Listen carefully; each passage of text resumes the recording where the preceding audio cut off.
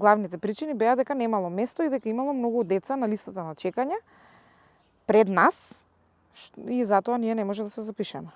Немав ни баба сервис ни жена, се одлучив да го запишам детето во приватна градинка и еве од тогаш до сега 2 години и 8 месеци ми е малецката, оди во приватна градинка. Недостатокот од организирана системска поддршка за младите родители ги зголемува предизвиците со кои се соочуваат жените.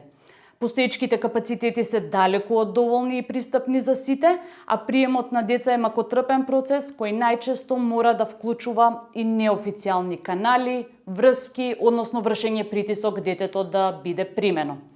За многумина, алтернативните приватни опции за згрижување деца се финансиски недостапни, што дополнително го оттежнува процесот на искористување на потенцијалот на женската работна сила, но и на професионалната самоактуализација на жените.